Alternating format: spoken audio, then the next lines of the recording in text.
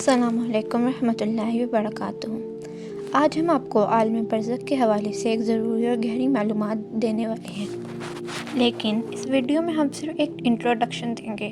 عالم برزخ کے بارے میں تفصیلی بات ہم کسی اور ویڈیو میں کریں گے، جس میں ہم اس کے تمام پہلوؤں پر گہرائی سے روشنی ڈالیں گے۔ تو اس ویڈیو کو دیکھنے کے بعد ہماری اگلی ویڈیوز کا انتظار ضرور کریں، جس میں ہم اس ٹاپک کو اور زیادہ واضح اور ڈیٹیل سے سمجھیں۔ برزخ وہ ایسی دنیا ہے جو زندگی اور قیامت کے درمیان ہے، جہاں انسان اپنے زندگی کے اعمال کا پھل پاتا ہے۔ اس ویڈیو میں ہم مختلف عذاب کی بات کریں گے جو انسان اپنے برے اعمال کی وجہ سے برزخ میں جھیلتا ہے۔ یہ عذاب کس طرح انسان کو اس دنیا میں ملتے ہیں اور کس طرح اللہ تعالیٰ اپنے بندوں کو ان کے کیے گئے کاموں کے حساب سے سزا دیتا ہے۔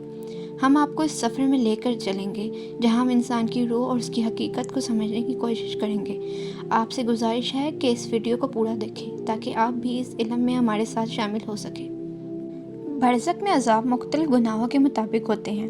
ایک حدیث صحیح بخاری میں نقل کی گئی ہے، جس میں بعض لوگوں کے برزخ میں ہونے والے عذاب کو بیان کیا گیا ہے جو بڑے گناہ کیے تھے۔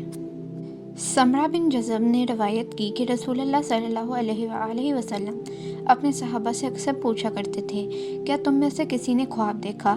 تو وہ لوگ جو اللہ کے حکم سے بات کرنے والے ہوتے اپنے خواب بیان کرتے۔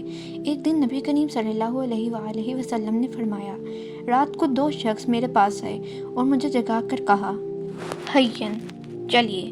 ہم ان کے ساتھ نکلے اور ایک شخص کے پاس پہنچے جو لیٹا ہوا تھا اور دوسرا شخص اس کے اوپر کھڑا تھا۔ اس کے پاس ایک بڑا پتھر تھا۔ اس نے وہ پتھر اس کے سر پر پھینکا اور اس کا سر چور کر دیا۔ پتھر کو رول کر کے اس شخص نے اسے دوبارہ اٹھایا اور جب وہ واپس آیا تو اس کا سر دوبارہ اپنی حالت میں آ گیا۔ پھر اس نے وہی کام دوبارہ کیا۔ میں نے اپنے دونوں ساتھیوں سے کہا، من ھذان الرجلان، یہ دونوں شخص کون ہیں؟ انہوں نے کہا، حیّن حیّن، چلیے چلیے۔ ہم آگے بڑھے اور ایک شخص کے پاس پہنچے جو اپنے پیٹ کے بل لیٹا تھا اور دوسرا شخص اس کے اوپر کھڑا تھا۔ اس کے پاس ایک لوہے کا ہک تھا۔ اس نے ہک کو شخص کے منہ میں ڈالا اور اس کے منہ کو پیچھے کی طرف پھاڑ دیا۔ پھر اس کی ناک اور آنکھ کو بھی اسی طرح پھاڑ دیا۔ پھر اس نے دوسرے رخ پر بھی یہی کیا۔ جب اس نے دوسرے رخ کو ختم کیا تو پہلا رخ دوبارہ اپنی حالت میں آ گیا۔ پھر وہ واپس گیا اور دوبارہ وہی کام کیا۔ میں نے اپنے دونوں ساتھیوں سے کہا، من ھذان الرجلان، یہ دونوں شخص کون ہیں؟ انہوں نے کہا، حیّن حیّن، چلیے چلیے۔ ہم آگے بڑھے اور ایک ایسی چیز کے قریب پہنچے جو تندور روٹی پکانے کے لیے استعمال ہوتی تھی۔ نبی کریم صلی اللہ علیہ وآلہ وسلم نے فرمایا، اس تندور میں بہت شور آوازیں آ رہی تھیں۔ ہم نے اس میں جھانکا تو ہم مرد اور عورت جل رہے تھے۔ نیچے سے ایک آگ کی لہر آ رہی تھی اور جب وہ لہر ان تک پہنچی تو وہ زور سے آہیں بھرتے۔ میں نے ان سے پوچھا، من ہؤلاء، یہ کون ہیں؟ انہوں نے کہا، حیّن حیّن، چلیے چلیے۔ پھر ہم ایک دریا کے قریب پہنچے جو خون کی طرح سرخ تھا۔ دریا میں ایک شخص تیر رہا تھا اور کنارے پر ایک شخص نے بہت بھاری پتھروں کو جمع کر رکھا تھا۔ جب وہ تیرنے والا شخص آتا تو وہ شخص اس کے منہ میں پتھر ڈال دیتا۔ وہ شخص تیرتا رہتا اور ہر بار جب وہ واپس آتا تو اس کے منہ میں پتھر ڈال لیے جاتے۔ میں نے اپنے ساتھیوں سے پوچھا، من ھذا الرجلان، یہ دونوں شخص کون ہیں؟ انہوں نے کہا، حیّن حیّن، چلیے چلیے۔ ہم آگے بڑھے اور ایک شخص کے پاس پہنچے جس کی شکل انتہائی بے شکل تھی۔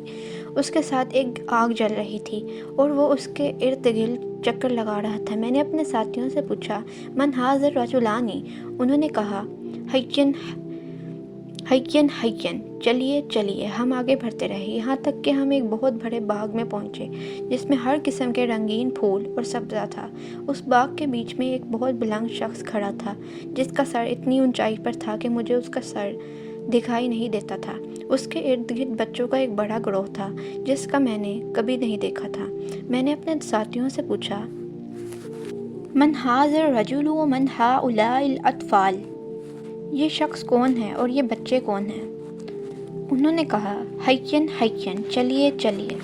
پھر ہم ایک شہر کے قریب پہنچے جو سونے اور چاندی کی اینٹوں سے بنایا گیا تھا۔ ہم دروازے تک پہنچے اور اس کے کھولنے کی درخواست کی۔ وہ کھلا اور ہم شہر میں داخل ہوئے، جہاں ہمیں مرد نظر آئے جن کے جسم کا ایک حصہ تو سب سے زیادہ خوبصورت تھا اور دوسرا حصہ سب سے زیادہ بدصورت تھا۔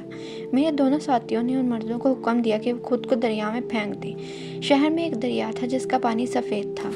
وہ مرد دریا میں گئے اور خود کو پھینک دیا، اور جب وہ باہر نکلے تو ان کی بدصورتی ختم ہو گئی اور بہترین حالت میں آ گئے۔ میرے دونوں ساتھیوں نے کہا، یہ جنت عدن ہے اور یہ تمہاری جگہ ہے۔ میں نے اوپر دیکھا اور ایک محل دیکھا جو سفید بادل کی طرح تھا۔ انہوں نے کہا، یہ تمہاری جگہ ہے۔ میں نے ان سے کہا، اللہ تم دونوں کو برکت دے، مجھے اس میں داخل ہونے دو۔ انہوں نے کہا، ابھی تم اس میں داخل نہیں ہوگے، لیکن ایک دن تم اس میں داخل ہوگے۔ میں نے ان سے کہا، میں نے اس رات بہت سی عجیب باتیں دیکھی ہیں، ان سب کا کیا مطلب ہے جو میں نے دیکھا؟ انہوں نے کہا، ہم تمہیں بتائیں گے۔ تم جو پہلی بار آئے تھے جس کا سر پتھر سے ٹوٹ رہا تھا، وہ شخص قرآن پڑھے تو اس نے پڑھتا اور نہ ہی اس پر عمل کرتا، اور وہ فرض نمازوں کو چھوڑ کر سو جاتا تھا۔ تم جو شخص دیکھ رہے تھے جس کے منہ، ناک اور آنکھ پھاڑ رہے تھے، وہ شخص تھا جو صبح اپنے گھر سے نکل کر اتنا بڑا جھوٹ بولتا کہ وہ ساری دنیا میں پھیل جاتا۔ وہ مرد اور عورت جو جل رہے تھے، وہ بدکار مرد عورت ہیں۔ وہ شخص جو دریا میں تیر رہا تھا، اس کے منہ میں پتھر پھینکے جا رہے تھے، وہ شخص تھا جو سود کھاتا تھا۔ وہ بدصورت شخص جس کے ارد گرد آگ جل رہی تھی، وہ مالک جہنم کا دربان تھا۔ وہ بلند شخص جس کو تم نے باغ میں دیکھا، وہ حضرت ابراہیم علیہ السلام تھے، اور ان کے ارد گرد بچے وہ تھے جو فطرت کی حالت میں وفات پا گئے۔ کچھ مسلمانوں نے پوچھا، اے اللہ کے رسول، مشرکوں کے بچوں کا کیا ہوگا؟ آپ نے فرمایا، مشرکوں کے بچوں کا بھی وہی ہوگا۔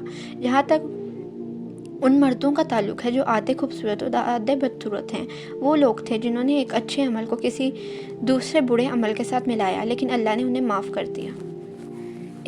اس بات کا یہ نتیجہ نکلتا ہے کہ انسانوں کے اعمال کا نتیجہ برزخ اور آخرت میں ظاہر ہوگا۔ مختلف قسم کے عذاب اور عیش کا سامنا ان کے لیے ہے، اعمال کے مطابق ہوگا۔ جو لوگ قرآن کو چھوڑ کر گزر جاتے ہیں، جو جھوٹ بول کر دوسروں کو گمراہ کرتے ہیں، جو بدکاری کرتے ہیں، جو سود کھاتے ہیں اور جو اللہ کے احکام سے منہ موڑتے ہیں، انہیں برزخ میں عذاب کا سامنا کرنا پڑے گا۔ اس کے برعکس جو لوگ اچھے اعمال کرتے ہیں اور اللہ کے راستے پر چلتے ہیں، وہ جنت میں داخل ہوں گے، جیسے حضرت ابراہیم علیہ السلام کے قریب بچے جو فطرت کی حالت میں وفات پا گئے۔ یہ حدیث ہمیں اپنے اعمال پر غور کرنے کی اہمیت سکھاتی ہے اور یہ بتاتی ہے کہ ہر عمل کا نتیجہ برزخ اور آخرت میں سامنے آئے گا۔ اللہ کی رضا اور اچھے اعمال کرنے کی کوشش کرنی چاہیے تاکہ ہم عذاب سے بچ سکیں اور جنت میں داخل ہو سکیں۔ اللہ تعالی ہم سب کو ہدایت دے اور نیک اعمال کرنے کی توفیق دے، آمین۔